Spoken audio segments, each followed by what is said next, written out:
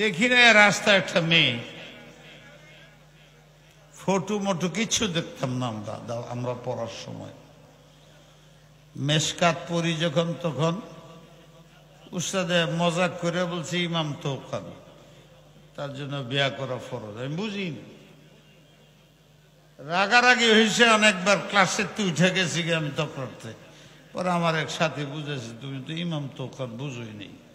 কি হয়েছে বলে যে জিনা করার সম্ভাবনা, তার জন্য ফৌরান বিয়া করা ফরজ, এইটা কইছে। তার মানে আমি এটা বুঝাইতে চাইতেছি, বিশেষ করে ছাত্র ভাইদের, মেশকাত পড়ি মেয়ে আর ছেলে কি করে, তাদের শাহওয়াত যৌনতা এটা বুঝি না, তখন মেশকাত পড়ি 18 বছর বয়স। আর এখন 6 বছর 7 বছরের ছেলেরা মেয়েরা কি করতেছে, এটার কারণ হইল বাপ মা। ছেলে কানলে ওরে শান্ত করার জন্য তার হাতে একটা মোবাইল দিয়ে দেয়। এখন তার খাওয়ারও দরকার না, এই কি দেখে এটা খাওয়া নিয়ে যায়। তার চিৎকারে বাপ এটার সমাধান বের করছে, মা এটার সমাধান বের করছে, তার হাতে টেলিফোন দিয়ে দেব। এটার মধ্যে সাপ দেখে, কুচ্ছা দেখে, চুরি দেখে, ডাকাতি দেখে, দাড়িওয়ালারা শয়তানি তো করেই, শরাব খাওয়া, চুর ডাকাত সব টেলিভিশনে এটার মধ্যে দেখা, সব দাড়িওয়ালা। 7 বছরের বাচ্চারা যদি বলা যায় যে মাদ্রাসায় পড়ো, কেন মাদ্রাসায় পড়বো না, মাদ্রাসায় পড়বো না, কারণ ওটার মধ্যে সে দেখে টুপিওয়ালা দাড়িওয়ালা শরাব খাইছে, টুপিওয়ালা দাড়িওয়ালা চুরি করছে, ডাকাতি করছে। এটা বালেগ হওয়ার আগ পর্যন্ত তো এইটাই বুঝতে থাকে, এটাই বুঝতে থাকে। আলেমরে দেখলেই তার মেজাজ বিগড়ে যায়, মাদ্রাসার বিরুদ্ধে কথা কয়, মুসলমান হয়ে। কেন? এটি ওই যে মা বাপে শিখেছে টেলিফোন দেয়। এখন মাদ্রাসায় ঢুকছে এগুলো, এটা তো হাসপাতাল, তো হাসপাতালের মধ্যে যা রুগী আইছে এরা ব্যক্তি, এই রুগী এখানে ডাক্তার সাহেব যে আছে উস্তাদরা, তারা ব্যক্তি রুগী, রায়ুল আলিলে আলিল, রুগীর পরামর্শ রুগী আর রোগ বাড়ায় দেয়। এই বুখারী শরীফ পড়াইতেছি, আমার সামনে স্মার্টফোন রাখা,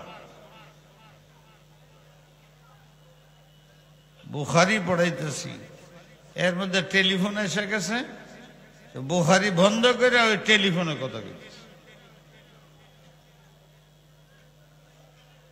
ছাত্ররা কি করবে?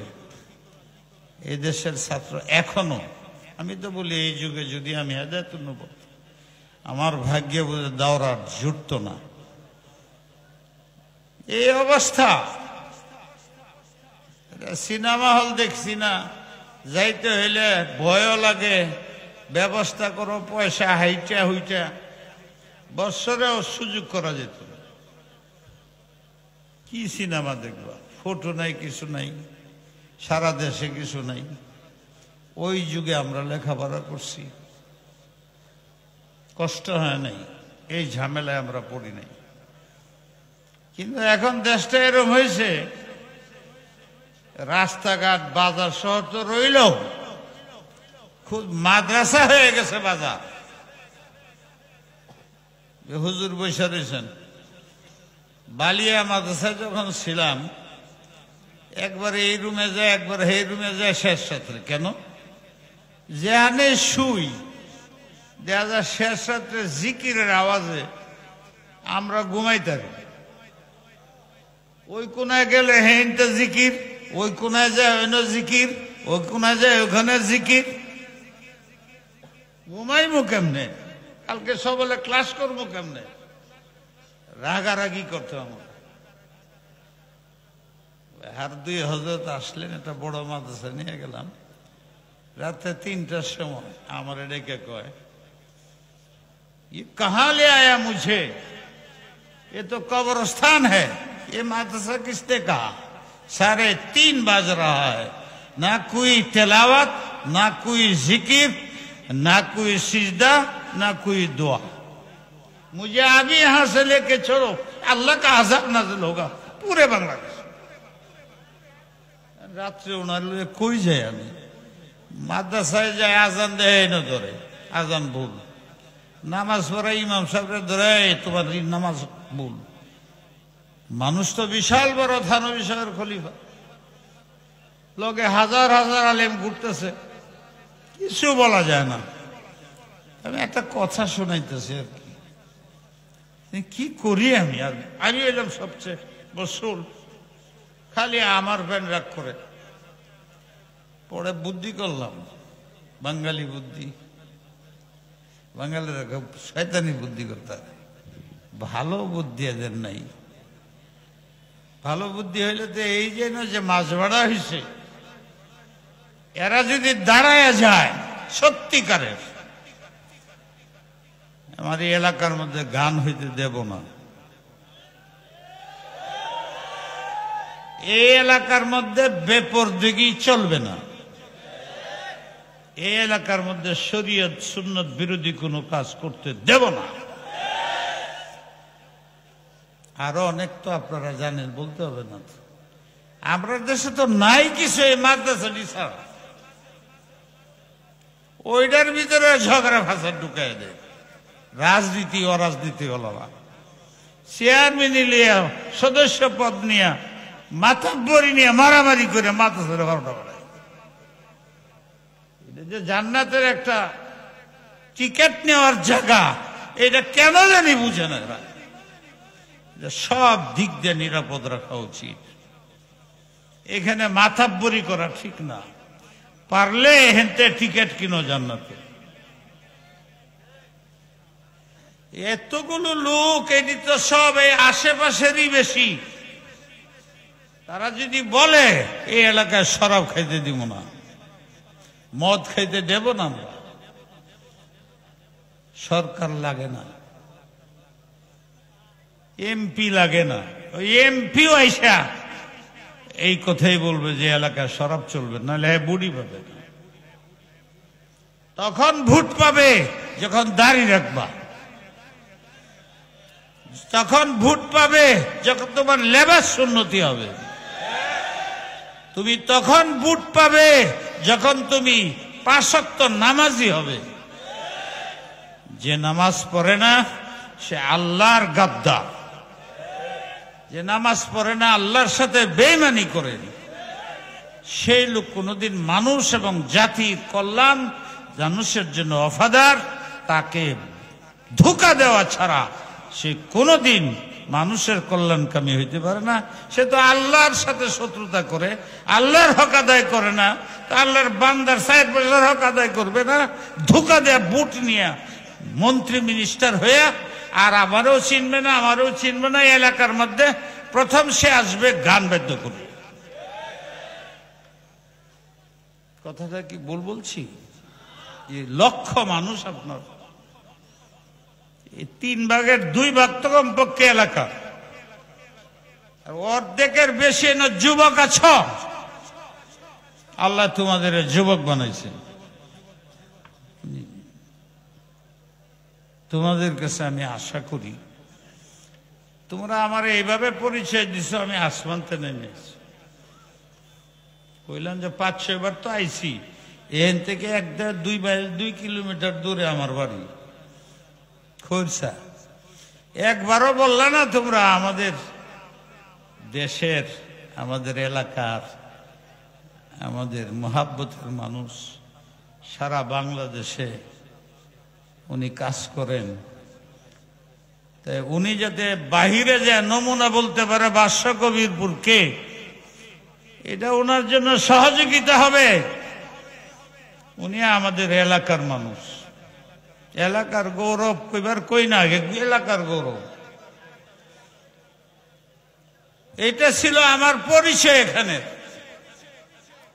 যে আমি এই এলাকা আসি নাই, আসতে পারি না, কিছু আর উজর তোমরাও জানো, আর আমি এটার জন্য ক্ষমাও চাই। কালকে বাল্যে ক্ষমা চাইছি, কিন্তু যা ভুল ত্রুটি হইতেছে কেউ দায়ী না, আমি দায়ী। বাল্য মাদ্রাসা হয়েছি, তোমাদের এনে বলতেছে, আমার এনে আসা যাওয়া থাকতো, তাহলে তোমরা বলতা না যে আমি ও বাহিরের। কিন্তু পরিচয়টা এমন ভাবে দিছ, বলতে পারলে না যে আমাদের এলাকার লোক, এলাকার ফকির নাকি এলাকায় ভিক্ষা পায় না। কিন্তু দেখাই দিতে তোমরা এলাকার ফকির ভিক্ষা পায় না, এটা কথা আগের ছিল। আমরা এলাকার ফকিরে সবচেয়ে বেশি ভিক্ষা আমাদের এলাকায় পায়। খালি চিৎকার দেওয়া শিখছ। আমারে ভিক্ষা দিবা, তোমরা দিবা?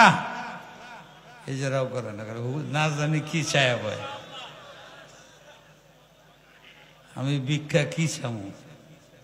খরচা সবাই যাও না, ভিক্ষা চাই না। কি ভিক্ষা চাই জানো?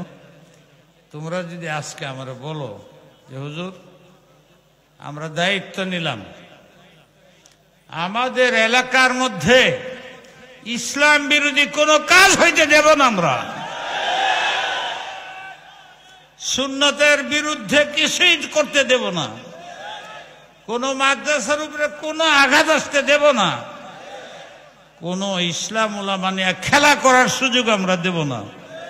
এইটা যদি করে দেখাইতে পারো, তাহলে এইটা আমি তোমাদের কাছে ভিক্ষা চাই।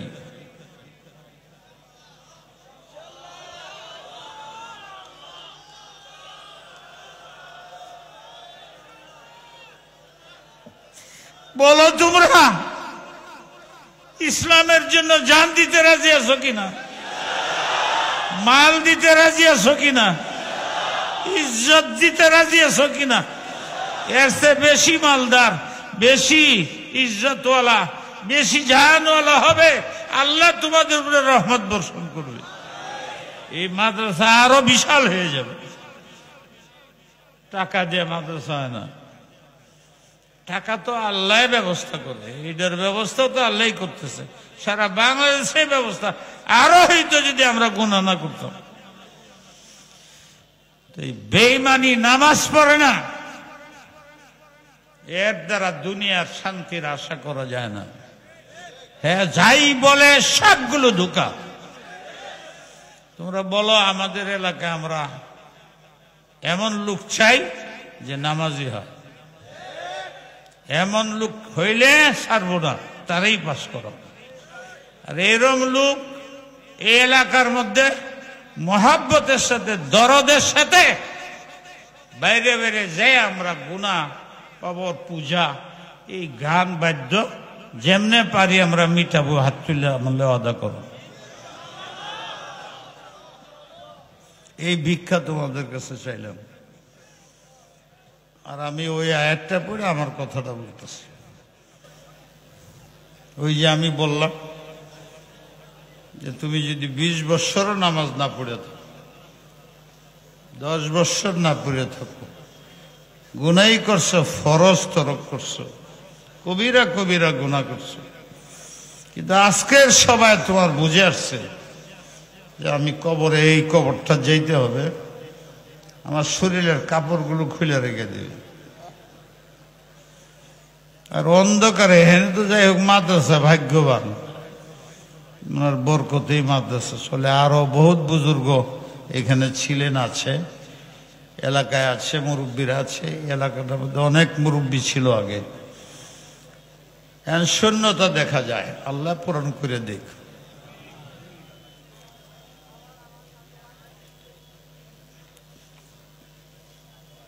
ومن يخرج من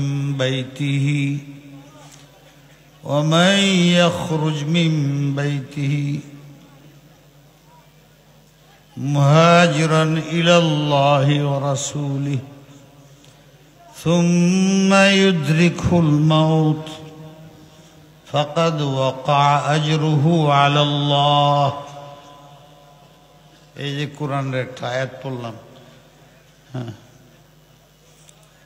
ومن يخرج من بيته مهاجرا إلى الله ومن يخرج من بيته مهاجرا إلى الله ورسوله ثم يدركه الموت فقد وقع أجره على الله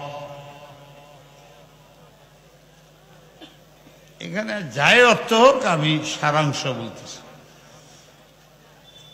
এটার একটা শানে নজুল আছে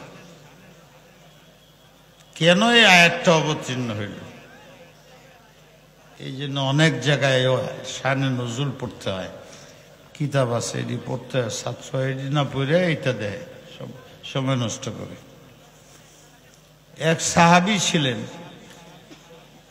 হিজরতের পরে উনি মক্কায় ছিলেন অসুস্থতার কারণে এমন হয়েছিলেন এদিকে দিলের মধ্যে আগুন নবীর আর তার নিজস্ব অবস্থা হলে উটের উপরে বসতে পারে না রাস্তাঘাট তো নাই এখন অনেক রাস্তা হয়েছে তো 400-450 কিলোমিটার দূরে মক্কা মদিনার ডিফারেন্স আর তখন 4-5 দিন উঠে যাইতে হইতো এই পাহাড় তো এইদিকে কতক্ষণ ওইখান থেকে এইদিকে কতক্ষণ আবার কোনো পাহাড়ের উপর দিয়ে উঠতে হইতো এইভাবে রাস্তা নাই ঘাট নাই ডাকাইতে ধরে মাইরে ফেলা এইটা অবস্থা ছিল জাহেলিয়াতের যে আমরা অন্ধকার যুগ কই সব গুনার যুগ ছিল এটা রসুলে পাক সাল্লাল্লাহু আলাইহি ওয়াসাল্লাম মদিনায় এই সাহাবী হেনে তরফতেছে ছেলে 4টা ছিল আমার যেমনে পাও মদিনা লয়ে যাও 4 ছেলে খুব ভালো ছিল আজকাল তো সন্তানরাও এরকম হয়েছে মা বাপের কোনো গুরুত্বই দেয় না এটার জন্য আমি সন্তানদেরকে পরে দায়ী করি আর নিজেরে প্রথম দায়ী করি কেন আমি 15 বছর পর্যন্ত আমার কথার বাইরে যেত না তখন আমি কেন মক্তবে পড়াই নাই কেন মাদ্রাসায় পড়াই নাই এই দুনিয়ার আশায় সব করলা বাড়ি বেচে বিদেশে পাঠাইলা কিন্তু পাশের মাসের মধ্যে যদি মক্তবের হেফখানা পড়ায় ছেড়ে দিতা এক ওয়াজের কাছে শুনছিলাম সকালে যদি খিচুড়ি খাও সারাদিন যাই খাও ডেকুর আসলে খিচুড়ি আসে মক্তব হেফখানার থেকে যদি পড়িয়া এরপরে ইউনিভার্সিটিও পড়ত শেষ পর্যন্ত ঘুরে সে নামাজি হইত কুল্লু শাইইন ইয়ারজিউ ইলা আসলিহি কুরআন বুকে থাকলে ঈমান বিকে থাকলে বরফের মতন থাকে এটা কোরআনেও আছে যে আমি প্রত্যেকটা মোমেন্টে মারিফত আখিরাত ইলম বিল কুওয়া এখানে দেয়া রাখছে যেমন পকেটে পয়সা আছে তার দিলে আল্লাহকে চিনা জানা জান্নাতে যাওয়ার সব পথ ইলম সব তার বুকে রাখা আছে খাজানা করে পেট্রোল যেরকম বাইর করতে হয় স্বর্ণরূপা মাটির গভীরে পানির গভীরে থাকে ডুবুরিরা বাইর করে আনে ফিতরাতাল্লাহিল্লাতী ফাতারান নাস আলাইহা লা তাবদীলা লিখালকিল্লাহ যালিকা দ্বীনুল কাইয়্যিম আমি আল্লাহ স্বেচ্ছাচার না স্বজনপ্রীতি না সাহাবারে যে জিনিসগুলো সিনার মধ্যে দিছি এই যুগ কিয়ামত পর্যন্ত যারা বসা আছে সবার দিলের মধ্যে এই জিনিসটা আছে এখন কয়লা বাইর করতে হলেও মিস্ত্রি লাগে মেশিন লাগে ডুবুরি ছাড়া নদীর গভীরের থেকে সমুদ্রের ডায়মন্ড স্বর্ণ ওঠানো যায় না ফিনিশিং করার জন্য কোটি টাকা খরচ করতে হয় মাটির নিচের খনিজ ও সবাই উঠাইতে পারে ঠিক তোমার সিনার মধ্যে এটি রাখা আছে এটার মিস্ত্রি কারা ফিনিশিং করবে কারা এদের নাম রাখছি আমরা মাদ্রাসার উস্তাদ এরা কাটা ছাড়া করবে করে ওই যে মাটি আর গাদ ইত্যাদি দিয়ে যে এলেম মারেফত ঢেকে রয়েছে সিনার মধ্যে, এগুলো উস্তাদরা জিকিরের মাধ্যমে সরাবে, এলেমের মাধ্যমে সরাবে, তরবিয়তের মাধ্যমে সরাবে। তখন তার বুকের থেকে এই বাতি জ্বালালে অন্ধকার দূর যে আলোকিত হয়ে যায়, সে নিজেই দেখতে পাবে আল্লাহকে। আয়নার মধ্যে দাঁড়ালে যেরকম বাসে, তোমার সিনার মধ্যে জান্নাত বাসবে, জাহান্নাম বাসবে। এটা কাজটা উস্তাদরা করবে। একটু আগে আমি বলছিলাম মাদ্রাসা এই কাজটার জন্য, কিন্তু আমি নিজেই তো রুগী, আমার হাতে তো এটা সরে না। তা আমার ছেলের চিকিৎসা আমি কেমনে করবো? নাসু মাআদিন, বুখারী শরীফ ওই হাদিস আছে, সব আলেমরা জানো। মাআদিনি যাহাবি ওয়াল ফিদ্দা খিয়ারহুম ফিল জাহিলিয়া খিয়ারহুম ফিল ইসলাম ইদা ফাকিহু। সমুদ্রের স্বর্ণ রূপা যেমন গভীরে থাকে, পেট্রোল গভীরে থাকে, কয়লা গভীরে থাকে, এগুলোর প্রসেস করে বাইর করতে হয়।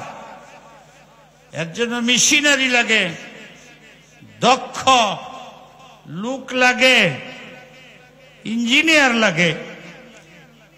ঠিক তোমার সিনার মধ্যে সমুদ্র রাখা আছে, এলেমের সমুদ্র, মারিফতের সমুদ্র, আল্লাহকে চিনার সমুদ্র, জান্নাতে যাওয়ার সমুদ্র, এই সব এখানে রাখা আছে। আল্লাহ দয়া করে আমাদের দেওবন্দের উলামায়ে কেরামরা জাযায়ে খায়ের দেখ। ওনারা একটা পার্টি তৈরি করে গেছেন, ওরা জানমাল ইজ্জত বিক্রি করে না খায়া আরেক দল আল্লাহ এতিম গরিব তৈরি করে দিছে। কই যাইবে আর এরা মাদ্রাসাতে আসে। এইভাবে লক্ষ লক্ষ কোটি কোটি ছাত্র বাংলাদেশে হাফেজ হয়, কারি হয়। সারা ওয়ার্ল্ডের ভিতরে চ্যালেঞ্জ করে তারা বাংলাদেশকে ইজ্জতের আসনে উঠেছে। সৌদি আরব পারে না, মিশরে পারে না, আমাদের ছেলেদের সাথে তেলাওয়াত করে পারে না। যারা এই মেহনত করতেছ, তোমাদের আল্লাহ জাযায়ে খায়ের দেখ। তবে একটা মনে রেখো, মুসাবাকাত টাকার জন্য করো না, টাকার জন্য করো না, তাদেরকে আকৃষ্ট করার জন্য করো যে বাংলাদেশ লেখাপড়ার দিক দিয়া কত আগে আছে। হে আমার যুবক ভাইরা, এই যুবকের এই যৌবন্য তারুণ্যতা থাকবে না। আমারও ছিল নাই, আমারও ছিল নাই, আরো অনেক বৃদ্ধ আছে, ওরারও নাই। একদিন তোমারও এই অবস্থাই হবে, বন্ধুহীন, দুনিয়াতেই বন্ধুহীন হবে, আখিরাতের কথাই নেই। সালামও দিবে না, আল্লাহ কুল্লাহ করে সব রসনি। নিজের কাজ নিজে করে যাও। ভাইয়েরা আমার, এই আয়াতের মধ্যে বলা হয়েছে, বাবাই বলতেছে আমি কিচ্ছু বুঝি না, তুমি আমাদের সন্তান, আমার জীবনের শেষ আশা পূরণ করো। আব্বা কিভাবে নেব? আপনি তো উঠে ঘোড়া কোনটাতেই বসতে পারেন না, কোনটাতেই তো আপনি বসতে পারেন না, রাও করেন না। যে কথাটা খেয়াল রাখেন। আমি এটা বুঝি না, আমার সন্তান তোমরা, আমার নবীর কাছে লয়ে যাও, এর আগে যেন আমার আত্মা না বাইর হয়। ছেলেরা কি করবে? তখন তারা এই যে বাঁশ দিয়া তা বানায়া বাপের এটার মধ্যে শোয়া একেবারে গলার থেকে নিয়ে এটি সব রশি দিয়ে বাঁধছে। বাপ ঘুরে পড়ে যায়, খুব শক্ত করে রশি দেব বাঁধছে, যাতে কাজে নিলে পড়ে না যায়। এরকম বাঁধ দিয়া, হাত পাও সব বাঁধ দিয়া, চার বাই চার কোন রণ হয়েছে। মদিনায় যাইব, হাইটটা 8-10 দিন তো লাগবেই। যারা হজ করতে গেছেন তারা জানেন তানঈম একটা জায়গা আছে। আহা, তো আমার সামনে এরকম করলে আমি কি করব? যে সুন্দর কথাটা বলতেছি কাইটা যেতেছে বারবার। কি হয়েছে এখানে?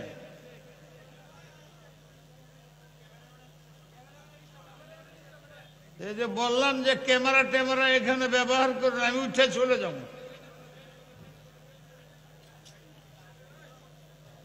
আমার দেশের মানুষ এত সম্মান দিতে জানো না, তো অন্য মানুষ আমার সম্মান দিবে নাকি? আল্লাহ দিবে নাকি?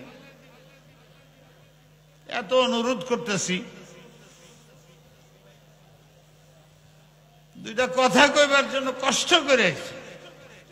আবার কালকেও যেতে, কালকেও মিটিং আছে, রাতে সবক আছে জামি ইসলামিয়াতে, 5 ঘন্টা আমার সবক পরে দিব, পরে আবার রাত্রে সভা করতে হইব, পরে আবার ঢাকায় সভা করতে হইব। এ তো আমার কথা আসার ছিলই না, বাকি আল্লাহ যে এনে রাখছে এই জন্য আইসি তো মহাব্বতে। তোমরা যদি এরকম করো আমি কি করবো? কথা কাটতে যায় মধ্যে দেয়। এইভাবে 4 ভাই বাপের মার সাথে ছেলেরা যুবকরা দেখো মা বাপের আশা ছেলেদের কিভাবে আদায় করতে হয়। কি বলবো, আর ছেলে মেয়ে মা বাপের সে বড় পীর পৃথিবীতে নাই। 1000 পীরে জানা নবী বৈশা রয়েছে, নবী বলতেছে কালিমা পড়ো, কালিমা পড়ো, পড়ে না। আল্লাহ রসুল জিজ্ঞাসা তার মারে ডেকে, তোমার ছেলে কেমন? বলে এর সে ভালো ছেলেই হয় না। এইটা জিজ্ঞাসি না, তুমি খুশি নি? বলে না। আগে তো আমারই মানতো, বিয়া করার পরে তো শাশুড়ির দাম বেশি দেয়, বিয়া করার পর তো বোন থইয়া শালিরার দাম বেশি দেয়। এই মনের মধ্যে ব্যথা। নবী আলাইহিস সালাম বলছে তোমার ছেলের মুখ দিয়ে কালিমা আমি মুহাম্মদ নবী হইয়া সাল্লাল্লাহু আলাইহি ওয়াসাল্লাম পারতাছি না। তুমি যদি ওরে মাফ না করো তাহলে আমি এক কাজ করি, খড়ি আইনে এই দুনিয়ার মধ্যে আগুন দিয়ে জ্বালাই দিই। হ্যাঁ কেন? কবরে গেলে তো কঠিন আযাব, আগুন লাগবে, এটা আমি লাগাই দিই। তখন মা চিৎকার, মা তো মাই, কারণ আমি মাফ করে দিলাম। যে মাফ করে দিছে হুজুর বলছেন পড়ো কালিমা তাইয়্যিবা লা ইলাহা ইল্লাল্লাহ মুহাম্মদ, ফৌরান সে বলা আরম্ভ করে। এই হইল মা, এই হইল বাপ। আমরা আজকাল মনে করি অশিক্ষিত মূর্খ, কিচ্ছু বুঝে না, খালি ক্যাট ক্যাট করে। সাবধানে এরকম কথা বলো না। কিচ্ছুই যদি না পারো, আর মা যদি বাপ থাকে আজকে গিয়ে মাপ চাও, তোমার মা বাপ খুশি হয়ে গেলে তোমার দুনিয়াও ভালো হয়ে যাবে, আখিরাতও ভালো হয়ে যাবে। মার সাথে গ্যাঞ্জাম করে যত ভালো হইতেছে, এটি সব তোমার জন্য শেষকালে অভাল হয়ে যাবে জাহান্নামে। কান্দে লয়ে যাইতে যাইতে তানিম পর্যন্ত গেছে। এক রিওয়ায়াত অনুযায়ী আমি বলতেছি, ওখানে যাওয়ার পরে 3-3.5 কিলোমিটার ওখানে হযরত আয়েশা সিদ্দিকার নামে মসজিদ আছে। উমরা যারা করে ছোট উমরা ওখান থেকে করে, আর বড় উমরা জেরান একটা জায়গা আছে ওখান থেকে করে। ওখান থেকে সব হাজিরা উমরা করে। তানিম এখানে যাওয়ার পরে এই লোকটা মারা গেছে। আল্লাহ রসুল পর্যন্ত যাওয়া হইল না। এত আশা ছিল আল্লাহ রসুলের, পৌঁছতে পারে নাই। এরা না পৌঁছতে পারলো, জিবরিল পৌঁছে গেছে। এখানে জিবরিল আসে নাই, জিবরিল গেছে আল্লাহ রসুলের কাছে। যা বলছে তুমি জানো কি, যে তোমার এক আশেক ঘোড়ার উপরে থাকতে পারে না, উটের মানে যানবাহনে উঠতে পারে না, তার আশা তোমার দেখবে।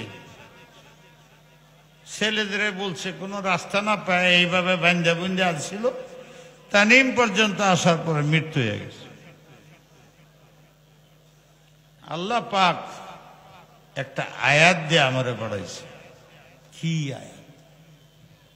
আল্লাহ বলছে তোমার শুনাইবার জন্য, وَمَن يَخْرُجْ مِن بَيْتِهِ مُهَاجِرًا إِلَى اللَّهِ وَرَسُولِهِ ثُمَّ يُدْرِكْهُ الْمَوْتُ فَقَدْ وَقَعَ أَجْرُهُ عَلَى اللَّهِ। যদি কেউ নবীর সাথে দেখা করতে যায়, সবচেয়ে বড় ইবাদত নবীর জিয়ারত। কে জানি আমার আগে জিয়ারতের সম্বন্ধে বলছে, মোহাব্বতের জিয়ারত। যারা এটা ভুল বুঝে তাদের বোঝা উচিত, নবী না এলে মদিনার পয়দা হইত না, মক্কাও বোধহয় পয়দা হইত না, দুনিয়ায় বোধহয় সৃষ্টির প্রয়োজন ছিল না। সমস্ত উম্মতে মিলে আল্লাহর আবদিয়ত পুরা করতে পারে নাই। আল্লাহ রসুল আসছেন, এরপরে ঘোষণা করছে যে আমার আবদিয়তের যে দাবি, যেটার কারণে পৃথিবীর মানুষ তৈরি হয়েছে, মুহাম্মদ সাল্লাল্লাহু আলাইহি ওয়াসাল্লাম তোমার মাধ্যমে এটা পরিপূর্ণ হয়েছে। সব উম্মতকে আমি বলে দিলাম আবদিয়ত পুরা হয়েছে। তার ভালোবাসা, তার মুহাব্বত না হইলে ঈমানই থাকে না। বুখারীতে হাদিস আছে। যাই হোক,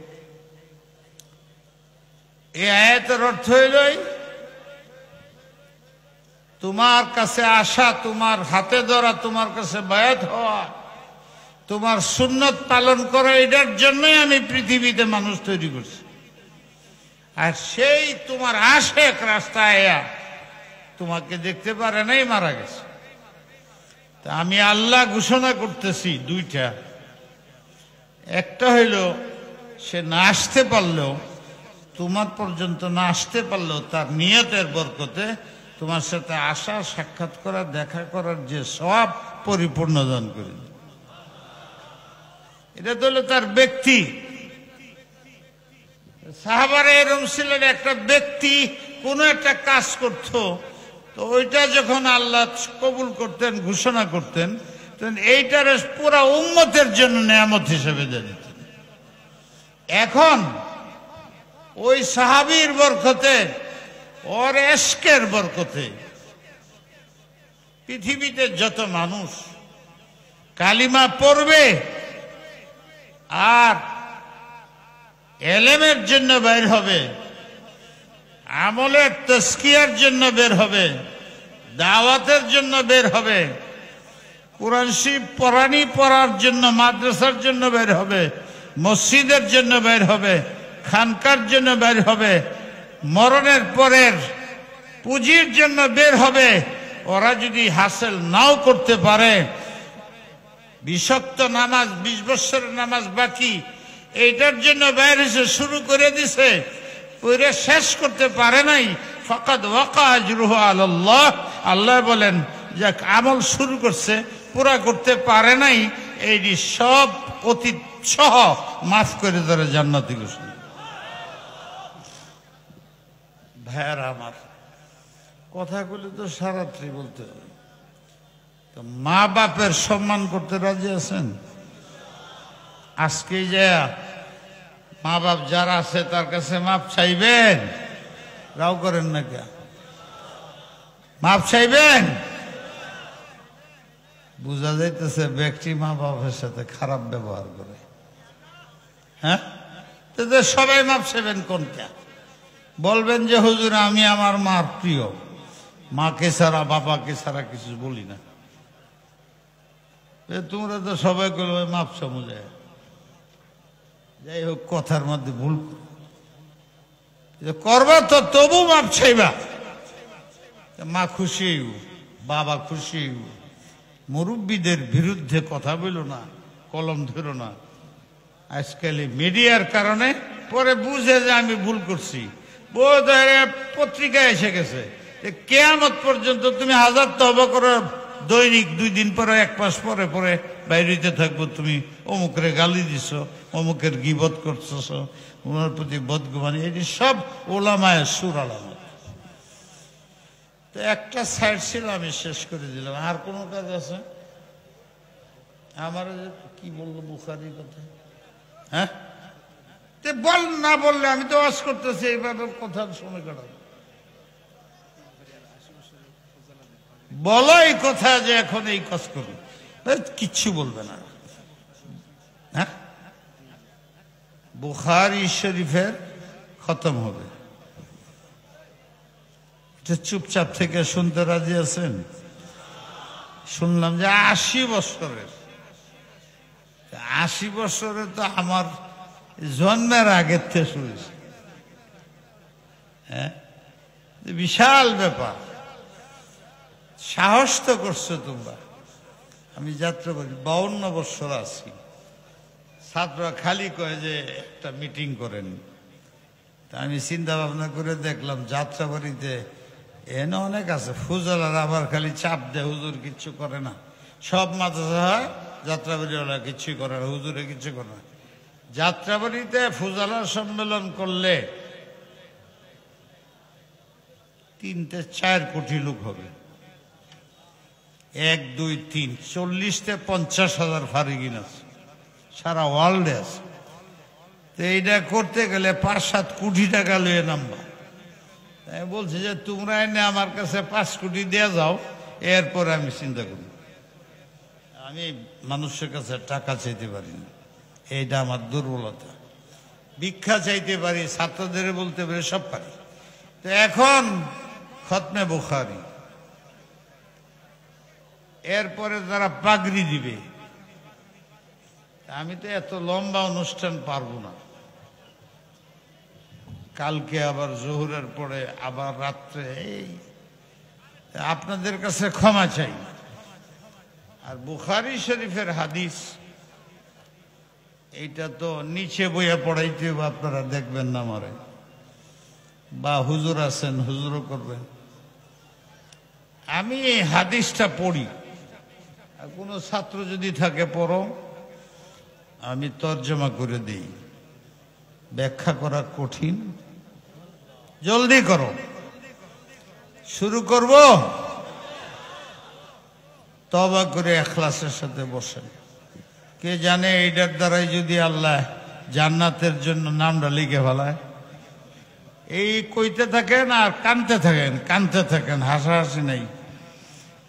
গম্ভীর্য মজলিস, শান্ত মজলিস, আল্লাহ যেন এটা দেখে। পড়ো পড়ো, আমার মুখস্থ আছে।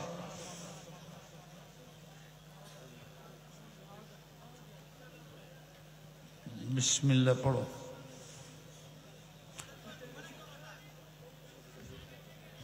সবাই তো আর দেখা সম্ভব না, আপনারা রাউসাও করেন না যে এত বড় সভা সবার কেমনে দেখেন।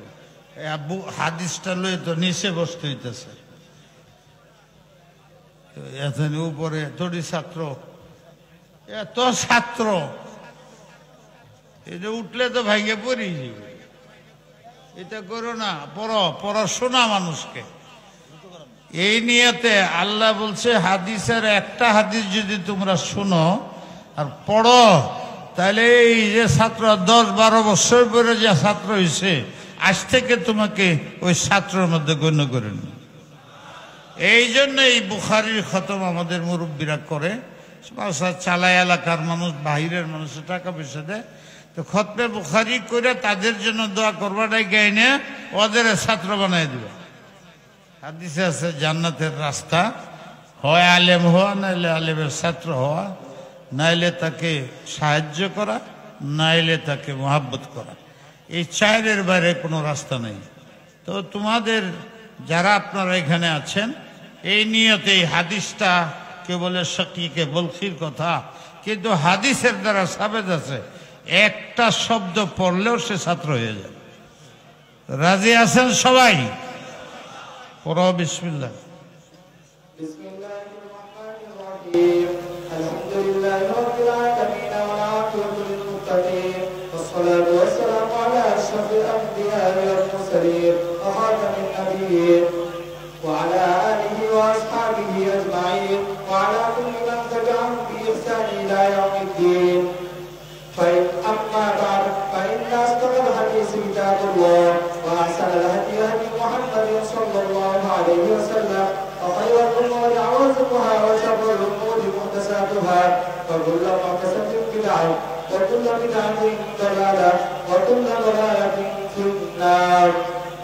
حدثنا فضيلة الشيخ سيد العزيز على عبدنا حفظه الله ورعاه وأكرمه الله بالدارين عن فضيلة الشيخ والمحدث الكبير نور الدين الغربي رحمه الله تعالى عن فضيلة الشيخ سيد العلماء سيد حسين أحمد النبي رحمه الله تعالى عن فضيلة شيخ الهند محمود حسن الدولي قدس سره رحمه الله تعالى عن حجة الإسلام وقاسم العلوم والخيرات محمد قاسم النانوتي رحمه الله تعالى عن العالم بالله